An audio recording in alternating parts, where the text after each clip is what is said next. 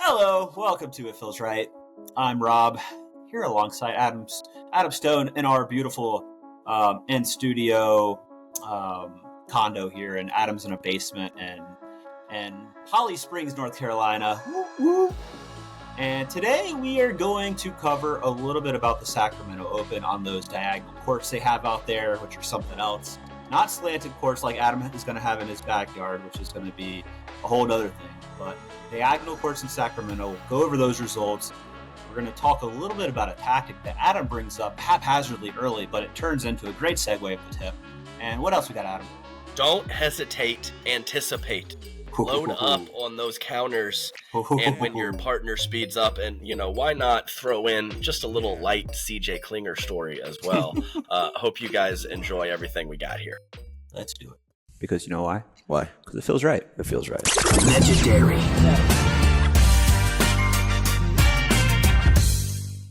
This is the moment we waited for. Everything you want is right here. We gon' give them what they came for.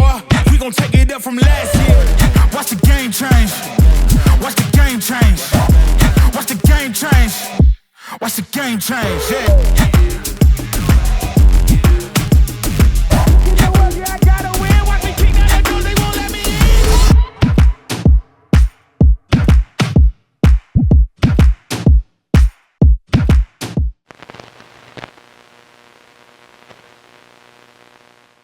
What you know about that? I know lots about a lot, Rob. What you know about it? Literally nothing. So, but gonna understand soon. Well, yeah. That's absolutely true, Robert. We had pickle this past weekend, and we have pickle this upcoming weekend. Not a shocking occurrence these days, but exciting times, and I'm not working either event, which is even more exciting. Oh wow! No, nothing, nada. Nada. Going to the beach with the fam. Which beach? Topsail. You're not supposed to say it topsail. It's Topsail. Hold on, are you doing that this weekend? No, I'm doing that. Yeah, Saturday through Friday, I think, like something like that. Why? You have Pinehurst. You guys are Pinehurst, yes. And there's the U.S. Open. That's what I hear. I didn't even know until somebody brought it to my attention that the U.S. Open golf tournament is in Pinehurst, which it seems to be a fun spectator drinking sport, golf, which is a bit shocking. I think, when you look at it from surface perspective. But I'm a little upset, actually. I wouldn't mind going. You should try to get out there like Wednesday, Thursday if you can. Yeah. Well, I mean, I know it's. Have you played it? No, I played so where Corinne's parents live is the Country Club of North Carolina. There's I think double-digit quality courses there. So I don't know if they're playing like Pinehurst number 2, Pinehurst number 1, Dogwood. They got a variety of different courses, all legit. Anytime I ever talk to people from around the country and bring up Pinehurst or North Carolina and their golfers, it's like a heaven for golfers, apparently. Yeah. Is Prof been playing any? No, she's going to start up a Tuesday night ladies league for golf. For golf, at nice. this little thing. So that'll be her first for me activity since this dang child doing any picky or no? No, real picky. I played last Friday. I'm still sore, and she is not playing. So and I'm officially I clearly was a parent as my child was a year and a month old, but he got me sick, so now I'm really a parent, because apparently that's just consistently happens part of it for the rest of his life. So yeah, I'm a little under the weather right now. Now you just need a little. Now you have to really invest in the compound, because you're going to need picky court. Yes. You need to level that land or play slant pickleball, whichever one. Talked about this. What we decide, we want to be going uphill, not downhill, correct? That's what we're looking for. I think you have to go uphill. I think you have to go uphill. Yeah. Well, maybe we can just grade the land and get it flat, but we'll see. Imagine the drop shots you could hit uphill. Nasty. Bringing it back into the net. What can you do? Literally nothing. This is worth an experiment, because I'm thinking a lot of strategy downhill too. There's solid strategy. Yeah, I don't know why this made me think of it, but I was loving the the aerial views when I was watching pickleball this last weekend of that wild facility in Sacramento with the Everything's diagonal. the diagonal courts. Pretty good stuff. Yeah, there were some fun matches this past weekend. Definitely different matchups, different partnerships, and I think that made it pretty exciting in Sacramento. Yeah, I mean, you had to be watching on the mainstream because that grandstand court was tough to watch. What, like choppy or what? I don't know. No, it was just like kind of fuzzy, but like also like laggy, where you could see like the ball looked like it was like a comet kind of. Yeah, it was really hard to watch. Laggy hurts my heart, you know. Laggy hurts. Whatever it is, video games, streaming, something, pickleball. You can't be lagging, you know. No, pretty routine matches. Championship Sunday. I mean, huge result for Big H and Fed. That was a clinic. I mean, seriously. I mean, I guess this was something special too, as the kids, the young bucks, JW and Dylan, won 3 in a row. They're looking for the 4-peat and weren't particularly close to getting there. As I'm pulling it up here, the picky in Game 3 too, 7-7-0 for Federico Staxrud and Hayden Patrick. Congratulations to them. I mean, I'll take an L on this, as I kind of course, love Federico Staxrud, but on the doubles court, I've mentioned a time or two that I thought he might have a bit of a capped ceiling in terms of just being that full-on alpha left side. And this result is any indicator. I was mistaken there, Robert. Maybe, but also I think like I think he needs a guy on the right that has really quick hands, but also can create. Like, not so dissimilar from like an Andre, actually, where I don't think, got some decent rolls out of the air, that kind of thing, but I wouldn't say has, elite offense by any means. But just when you're that consistent and you make that many balls and you have a guy on the right that can help create a lot, and then have the hands to back up the creation, it's a recipe of obviously what he's been looking for. Yeah, I'm loving these new little hybrid right side guys. Gabe Tardio and Big H now on the right. And I think you're right, kind of with the skill set of Federico, to have someone who can create and not just be a make balls rock and kind of keep the point going is probably good for him. And I'll tell you what he does, Robert. Whether his right side partner speeds up or Federico's left side counterpart speeds up at his partner straight ahead, meaning Hayden Patriquin, Federico Staxrud clears his body and hits a forehand on that next ball as good as anybody. So what I mean, so if Hayden starts the fire, Federico, of course, is ready in the middle with his forehand, but if they do push that even harder cross court at him, he just gets out of the way and swats a forehand so well. Yeah. So I think his hands off of his opponent speeding up at his partner or his partner speeding up are really good. And I think that was a big factor in this particular match against Dylan and Federico. I mean, sorry, Dylan and JW.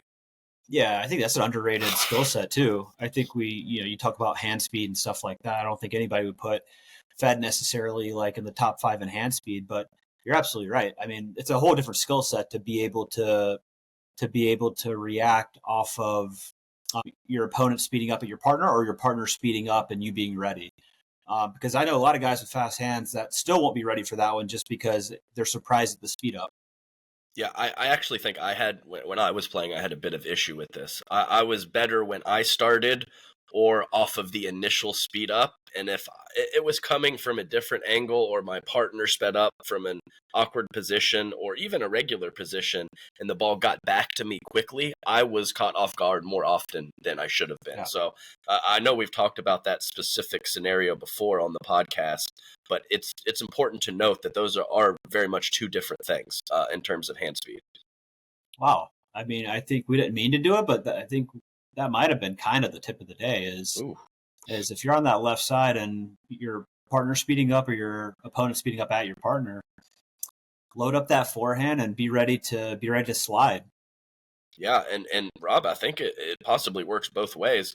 Also from the right, I think we think of sliding and countering with the backhand from the right off of initial speed up, but Yep. that could also be from your partner starting the fire 100%. in the middle of the court with the forehand. You can start that slide earlier, and you could be ready on, I guess, what would be the third ball of an exchange, as opposed to that just initial speed up coming right at you. So, man, I've been saying this for a while. I think that back in the day, if you had good hands, the quality of speed ups were only so good that you could just wait and react.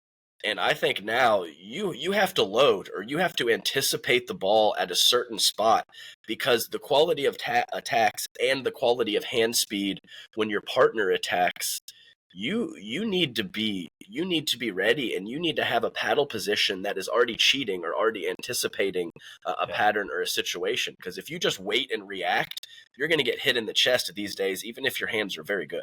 Yeah, 100%. And yeah, I think it should be pretty easy to load, especially when the ball, like the actions on the other side of the court, for example. Like if I'm on the right and Adam's on the left, and the ball is centered over on that side of the court, of course I'm angled and sitting backhand, right? Because there's nothing happening to my right. There's nothing that can really hurt me over there unless Adam goes cross court and somebody flicks down the line to my forehand. So I'm loading heavy backhand. I'm kind of angling my body over there, and I'm just sitting and waiting for anything to happen. Yeah, I mean, I think you could do that. That's the cheat you can do. Yeah, I think you see quite a few players actually in the soft exchanges. They're constantly like loading and then going back to set, like loading and going back to set, just in case there's a speed up that happens, or someone decides to flick a ball or speed up a ball. I think it's really important. I was doing the same thing. I would do the same. I would kind of hop back off the kitchen line and then get back to it. I would start my load so that my paddle's in the proper position, even if it wasn't coming my way, just in case. The reverse cobra. Yes, the reverse cobra. Right? The defensive cobra, where that's right. You're pump faking the defense. Yeah, pump faking the defense, and you even touched on it too just a second ago. Disregarding that one side of my body, knowing where the ball is. If it goes to my forehand with pace, then it's out. If it goes to my forehand side of my body when I'm playing the right, then with a soft shot, I always have time to react. But with the power, I'm loaded here. I'm ready for space in the middle and attacking my body. Anything to the right side of my body is bye-bye. Bye-bye. Don't even touch that. Don't even touch that. It's going way out. Gabe Tardio, just the number 1 seed slayer, or I guess in this situation, the number 2 seed slayer as Ben Johns and James Ignatowicz. Tardio and Riley Newman having a quality tournament. Been a while for him being consistent on the PPA tour. So Riley Newman, Gabe Tardio, 12-10, 11-9 over Ignatowicz and Johns. That's a fun result. Did they get that bronze? I didn't see the bronze results. No, they lost 11-6 in the third to McGuffin and Barr.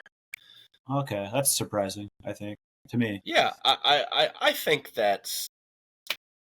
I would give a slight edge to Tardio and Newman, but I think it's pretty slight, like a 55-45 situation. Definitely a fun match. I mean, 2 full-on veterans and McGuffin and Deckel Barr. Definitely a little bit sexier with the Tardio and Newman pairing, I think, for just terms of, offense and exchanges and things of that sort. But Tardio and Newman moving on to the semifinals of losing 11-8 to Federico and Hayden. So fun tournament for Newman to come back. He was very close with Etta Wright in mixed doubles as well. I don't know. He's like traveling to South America, doing this, doing that, just taking a little, solid 3 or 4 month break for pickleball, really. Yeah. Besides for that MLP event. So good to see him back. Yeah. Do you know, look, it looks like he's enjoying himself. He's having a good time. Right? Like taking advantage of getting paid and, a little low key, less stress, focused on pickle. What's his, we talked about this last week a little bit with Julian. What is the vibe of like motivation level? Has there been any check-in on like with him or any sense of just like how people are feeling in terms of like hunger and motivation? Yeah, I think he's one of the best competitors out there, and I do think that he did kind of win all the contract stuff was happening, he was kind of in the middle of a bit of a lull in his game where he was plateauing and maybe not getting worse, but people getting better around him. So I think maybe the timing of the break, and you got to live your life, take a little breaks, live your life, probably a pretty good recipe for a lot of the players. So I don't know what his schedule is, but I think it was probably good for him, and I would like to see him playing quite a bit for the rest of the year. I think he's going to. I'm not positive, but I thought he was going to play a little bit with Andre, and clearly that is not going to happen. So I don't know if that was Tardio related or how they ended up getting together, but yeah, no, I still think that he is definitely kind of in that middle to back end of the top 10 area, even though he's not a clear-cut number 2 anymore that he was a while back. Yeah, but you're right. Incredible competitor. Still super fun to watch, right? Just, Yeah, fun style, has the pancakes, scrambles, when he gets pushed off the line, back of the court, he can track anything down. So I do think it's a fun style, and he kind of has that, he's kind of has that little bit of stone cold killer in him where he's going to default to starting the fire in big moments as opposed to going soft. I think he wants to take it. He wants to speed up. He wants to start a hands battle. And that's definitely a fun style to watch, especially with, a handful of the top men's teams defaulting to slower play in those big moments. Yeah. And that match, it was a fun match against Big H and Fed. I mean, Riley got, I think, 90% of the balls. Like they were, Tardio's kind of posting up on the middle of the right side, kind of middle of the court where his left foot's almost on the middle line. And, I saw him hit like maybe three forehandings from the middle. And that's like all the balls I saw him hit. Yeah, I agree. I only saw maybe it's bits and pieces, when you have a kid running around. So I had it on for most of the day, but didn't always see. And that's exactly what I saw. It was almost like Tardio straddling the center line from the right, daring them to dink out wide to Tardio's forehand so he could just basically pull a trigger frivolously and back himself up or get some help from Riley in the middle. Is kind of a unique strategy. But what I saw was 75+% of the balls to Riley Newman on the left side, which with two right-handers is a little odd. Yeah, agreed. But fun match.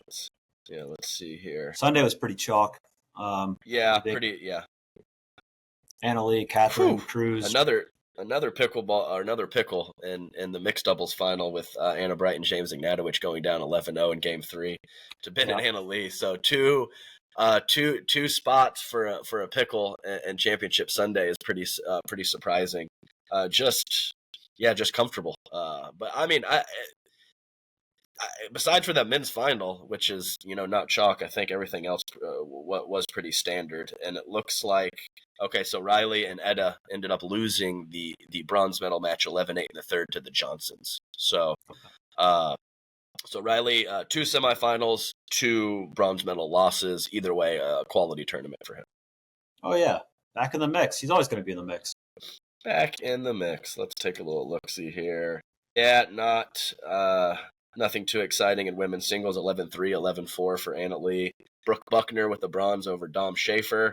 And then we'll just touch on this. Oh, and then here's a little, because Quang Duong was able to win the bronze medal match with Dylan Frazier, I'll bring up the Texas Ranchers this upcoming weekend in D.C. are going to be without Christian Alshon. So they have decided to pick up Quang Duong as to pair with Pablo Tejas, Edo Wright, and Tina Pisnik for this upcoming DC MLP. It's some form of medical thing for Christian Alshon. I have no idea what it is, but he is officially out for the DC MLP. And Quang Duong is the pickup for Ryan DeWidgeon, the general manager of the Texas Rangers. Okay, what do you think about that? It was an interesting player pool. I actually messaged a little bit with him. And, Quang, he checks a lot of boxes, the ability to get better quickly. So I have not personally watched him play doubles in a couple months. For whatever reason, just hasn't made it on my court in the afternoon for doubles. And I was, early on in his doubles career, I was questioning his hand speed kitchen to kitchen. He clearly has a lot of power, good ground strokes, some solid speed ups.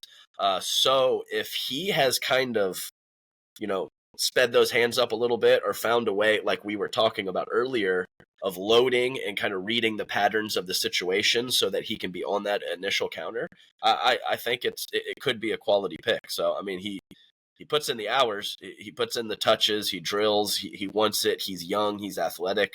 There's lots of good stuff there, even though I don't think he's really had that signature run or two in doubles, whether that is men's or mixed. But at the same time, it's just a pickup for a weekend, right? Correct. So there's like 3 challenger level teams that are not going to DC. So you can pick from that one of those squads, or you can pick someone that was not drafted like Quang was not. So that was their choice. I think it was actually our squad, the SoCal Hard Eights, Purple Jesus, Eric Lang, Colin Schick, Patrick Kafka, and then there was the handful of players that were not drafted at all. So those were the options for the Texas Ranchers. Interesting. Would there have been any was there any difference between picking a challenger player versus an undrafted in terms of mechanics? I don't believe so. So I don't believe so. Before we get into the episode, we have to tell you about a must-have for anyone in the pickleball world. If you're an avid pickleball player and don't have this app downloaded on your phone, you're missing out on so much. Meet the Selkirk TV app, the first and only free streaming and on-demand app dedicated to everything pickleball. Whether you're a player, a fan, or just curious about the sport, Selkirk TV is your one-stop shop for all things pickleball. Get exclusive early access to content you won't find anywhere else, like lessons, courses, podcasts, and much, much more. Imagine improving your game with the pros or catching the latest pickleball buzz before anyone else. Need more? How about a 24/7 live stream featuring new content daily? From gripping PPA tournament matches and live coverage of grandstand court to insightful player interviews, Selkirk TV has it all. You can dive into the action anytime, anywhere. If you're already watching this episode on the app, thank you. But if you aren't, what are you doing? Download the Selkirk TV app now. It's a must-have for anyone who loves pickleball. Visit selkirk.com/TV to get it. So I think that was just the player pool. You had to pick a player and discuss with the player if they would be available for that event, and if they were, then you got them. Nice. Oh gosh, I'm just looking at this score line of Catherine and Anna Leigh versus Rora Bacher and Anna Bright. My goodness. 11-2, 11-1, 11-5, 33-8. That is a tough way to go down on Championship Sunday. Of course, great to get there. But that is 6 months ago, 4 months ago. That was the rivalry or the team that, along with probably Etta Wright and Megan Dazan, that had given Catherine Parenteau and Annalie Waters some trouble, and no trouble this time. No, I mean, it's just demolish. Yeah, it's what can you say? It's we always think it's like, they're inching closer and closing the gap, and then this happens. Yeah, right. And I think it was really similar with Etta and Megan Dazan. Megan Dazan's been having some issues, hasn't probably been playing as clean as she was 6 months ago. And that team, like, there was multiple 12-10, 11-9 matches, or they would push them to 3 in the semifinals. And then Annalie and Catherine just find some different level against those two teams, and haven't really had much issues with either one of them lately. No. It's it's a rout. Yeah, it is. I know the feeling. It hurts your heart a little bit, but I've been there before many times. Carolina Pickleball Club. Yeah, so that's just a move from Seattle Pioneers to the Carolina Pickleball Club. I don't think I noticed anything extra or specific that goes along with it, just a move of location. Do we know why? I do not know why. I mean, I know it's a big point of emphasis for MLP to kind of get some roots in the cities where the teams are from, whether it's a facility or some kind of rapport with the local area or local pickleball community. So, I mean, I guess that's my guess. Not exactly sure why. I mean, I know the Seattle Pioneers were the team that Dave Fleming was the GM of. So I'm not sure if I think that's Tom Dundon's team, and I know he has the Carolina Hurricanes. So maybe there's some connection there between moving that from Seattle to North Carolina, but I'm not positive on that. Yeah, I mean, it's just, getting Seattle Supersonic vibes. Just bummer for the city of Seattle. Where'd they go? Is that OKC? I have no idea. I think Seattle went to Oklahoma City, the Thunder. I think that is right. But do you know where Seattle's franchise went? Oklahoma City. Okay, it is. Look at that. Confirmation from producer Josh and Mullen. Everybody's just ready to go. Yeah, they have to be quick after that St. Louis debacle. Yeah. Hey, so it turns out, Rob, I've been at the top of the arch twice.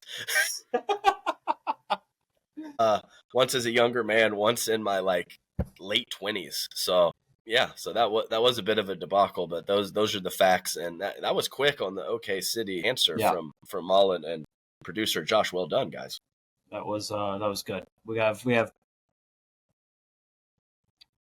Well, Josh pops up in here and it says he's not being recorded. But Josh, when you do pop in like that, I think you need to be recorded because people need to know you and see. I kind of like it, as long as he's not popping in every other minute. I think that the pop unless we're wrong every other minute, then we need to be corrected. Unless we're getting censored by Big Pickle, which is part of the deal these days. That's why you have to go to the Twitter streets, right, Rob? Look, man. I gotta have an outlet. If it's not gonna be this podcast where I can say whatever I want, then it has to be Twitter. the streets of Twitter. I just love I pull it up every few hours. Kind of when I get a little break from doing whatever. Yep. I love popping off. X.com. I prefer Twitter, but X is whatever it is. And I just see Rob just typing out responses, maybe getting a little back and forth with a random person, giving a hot take about something pickleball related. That's what I want to see, Robert. Look, I'd have less to say if people weren't so dumb. Fair. I don't see that changing anytime soon, unfortunately. Mullen's giving me a look like, just chill out.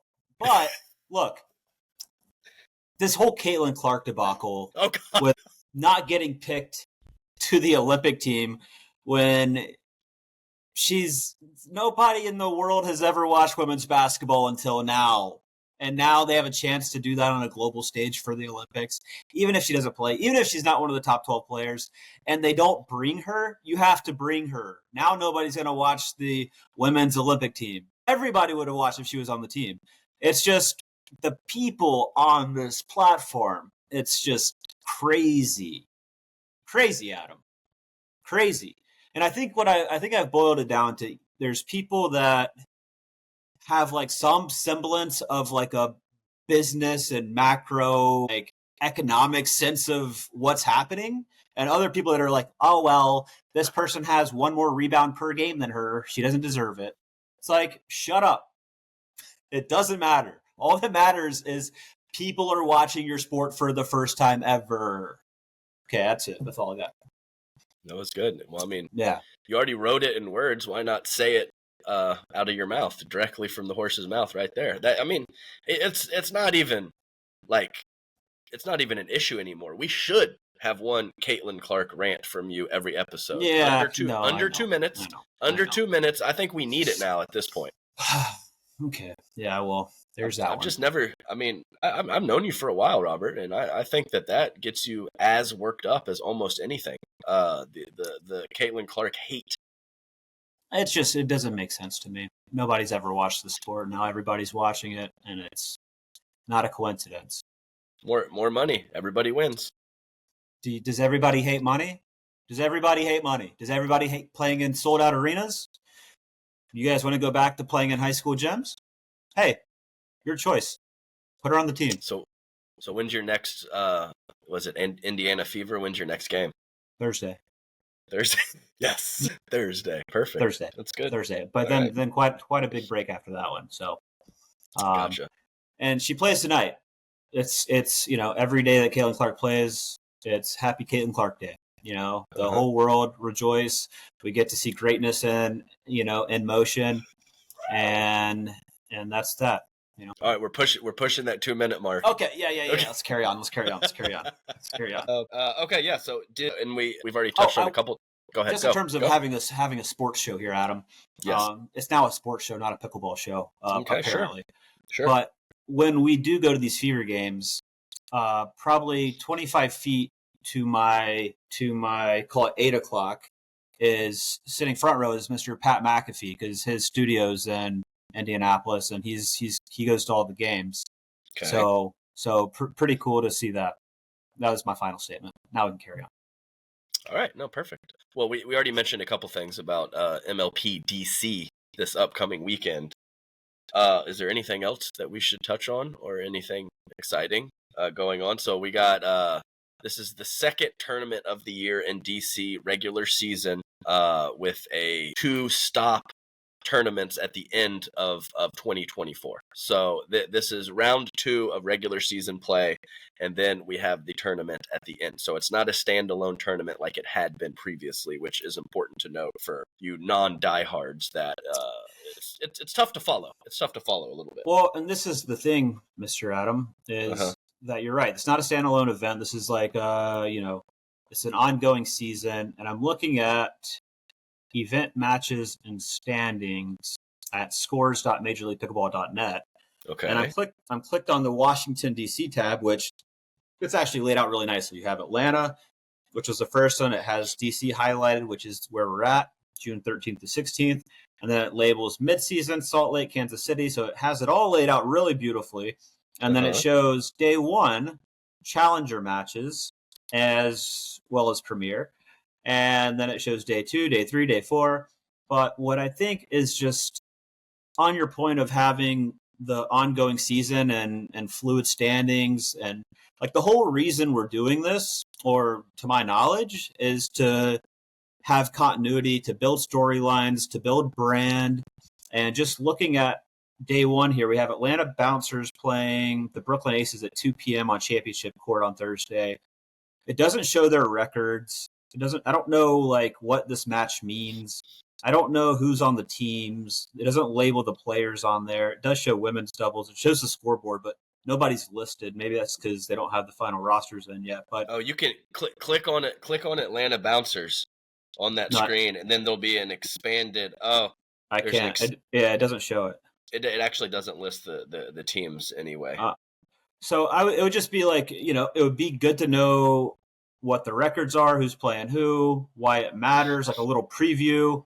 Because I'm seeing this and I'm like, okay, well, this will be fun to watch. And I'll probably, throw it on the stream as I'm doing stuff on Thursday. But I don't know what any of it means. Like the storylines aren't clear to me. Right. And if they're not clear to me, they're not clear probably to most people.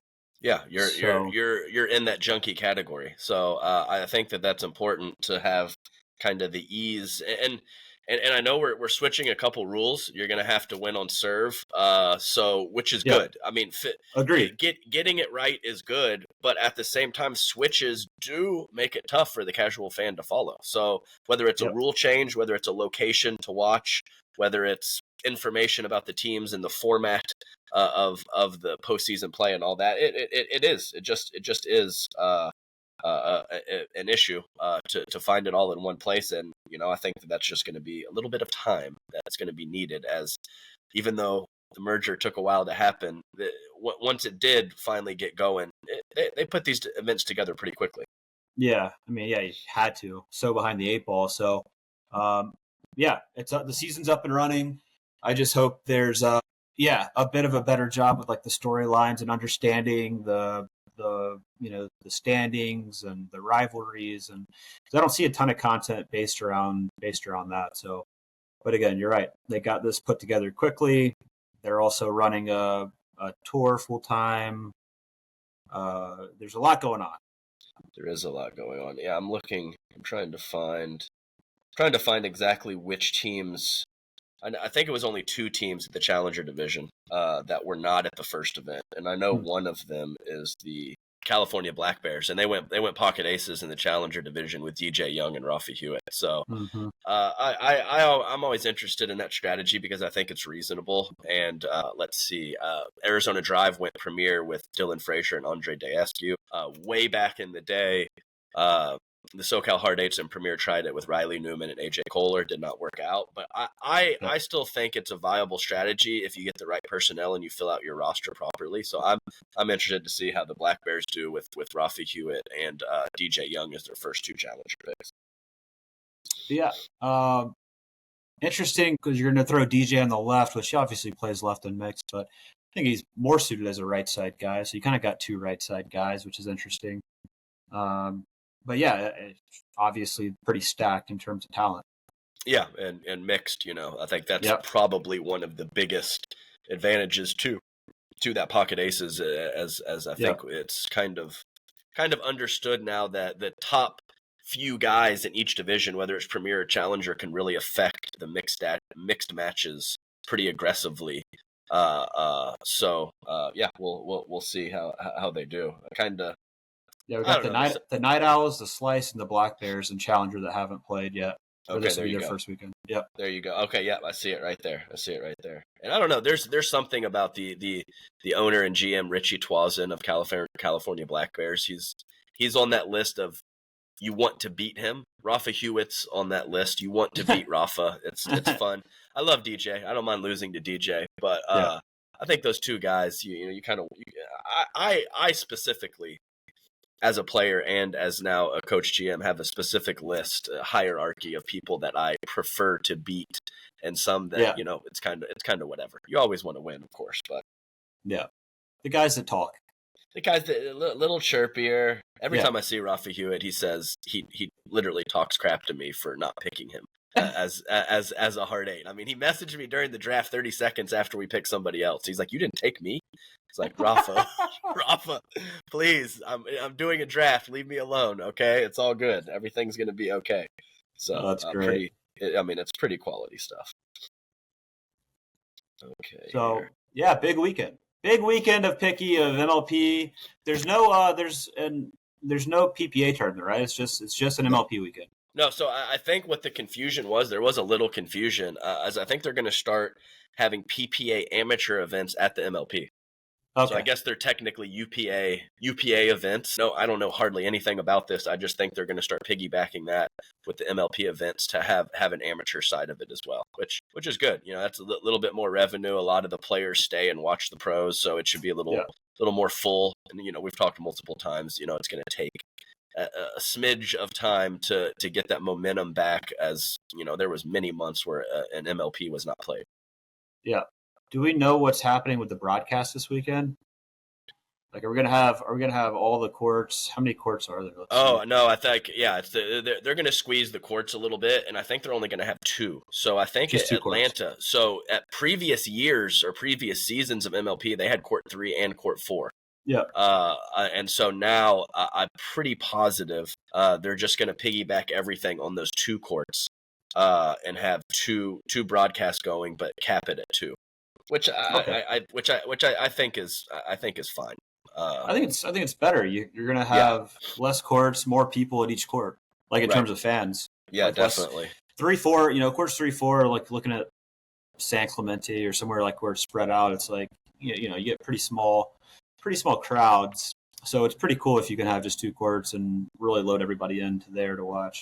Yeah, so and hopefully they get some fans. Yeah, they kind of built a wall in that previous Atlanta event right in the middle, and had the grandstand and the championship court right there. So there was plenty of seats where you could watch both, or easily shift over to one court after one match finishes or whatever. And I think that's good overall too. Yeah, hopefully there's good fans in DC. I don't remember any form of pro pickleball ever being played there before. So in the new spots, I think it's always good or something to notice what kind of fan base comes out, because it's different in a lot of different places. Oh, 100%. And I think it's either going to be good or bad. And I mean that because it's it's a new market where they're not used to going to these tournaments. They're not used to showing up and seeing pros. So there might be, it's either going to be they don't have enough awareness that it's happening, or that, they've been waiting for a while to see good pro pickleball, and now they're right. Now they have the opportunity. So hopefully it's that one. Yeah, I mean, I know that in that area, pretty much anywhere you go now, there's at least some form of area around whatever it is, 2 hours radius or 3 hour radius, where there's plenty of pickleball players out there. I know Virginia has a quality community, and some of the other places kind of in the Northeast area. So I think it could be a situation where the viewership is quality at the actual event. And honestly, it's the most fun. Yeah, if anybody's on the fence, it's truly the most fun pickleball to watch, in my opinion. Pro pickleball, the match is really never decided until the match is over. You know what I mean? It's like every point's pretty important. It engages you the whole time, whereas in some tournaments, you can get pretty disengaged based on some results that are lopsided. It doesn't matter because it's just going to the second round, versus a team event, which is, every single match is really, really important. So as a viewer, it's always been my favorite to watch. Yeah, and it's even more so. Anything can happen when you have to win on your serve. So that's a good rule change. And I agree.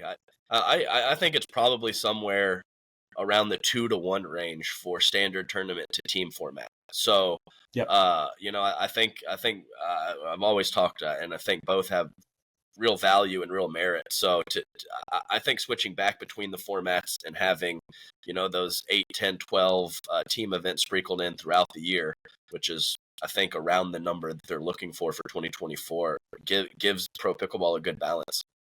Yeah, agreed. The better balance would be, okay, here it is. Team pickleball and nothing else. But hey, team pickleball, indoor team pickleball and nothing else, with a dome over the U.S. I did not want to talk about it, but here we are. We're going to, because you brought it up. When you said in Atlanta you had like that wall where you could watch the grandstand court as well as championship court. You know where else you could do that? In Columbus, at that indoor facility where you could be at the top bit. We all had a few adult beverages up there, and then you could see the championship court, and then you could see the grandstand court behind you, and then above you, if you look straight up, there's this insane structure called a roof. That what the roof does is it blocks moisture from the air of coming down to the court and ruining plans and delaying tournaments and canceling events. So that was Columbus, and yeah, I didn't really want to get into indoor pickleball, but since you led me there, it's But you brought up something funny, because when we were in Columbus, I remember, I had come to terms with my career being over, so I partook in quite a few adult beverages. Yes. And I remember I had never really talked to the kid before, CJ Klinger.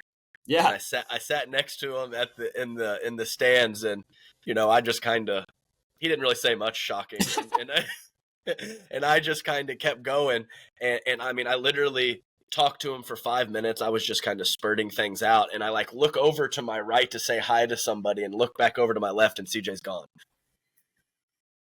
I think I made him a little uncomfortable, with how much I was talking and what I was talking about or whatever. I'm talking 10 seconds. I look over, I look back, and CJ is nowhere to be seen. He changed seats on me. That's pretty funny story.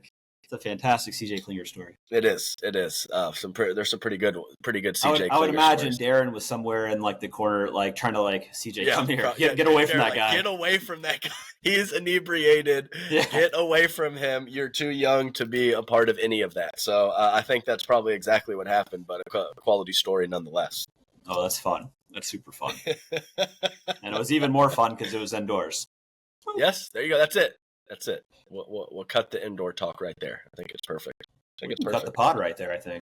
I think it's reasonable. I know we went pretty dang hard last time, an hour 20 or something like that. So maybe we trim it up and go about 40 minutes this time. Yeah, we leveled this baby out. We don't want to drag on. If it feels right to stop, we got to stop. And it feels right to stop right now. Yeah, I think I agree with you. Clear that body. Load up. Be ready for attacks from your partner. Come on, load it up, guys. Don't be stuck watching. Don't have that paddle down. Don't wait. Anticipate. Adam, you were before your time because you were one of the best loaders on the defensive side that I've ever seen. Just Oof, you that gotta load it up. You gotta load it up. Your swing wasn't necessarily compact. I wouldn't say your swing was compact, but you did load. I did load. It was the antithesis of compact. It got me in trouble sometimes, but when you load it up and you swing big and you catch it right, it's a pretty special situation, even if that's only 1 out of 10 times, Robert. Hey, it worked. Okay, till next week, guys.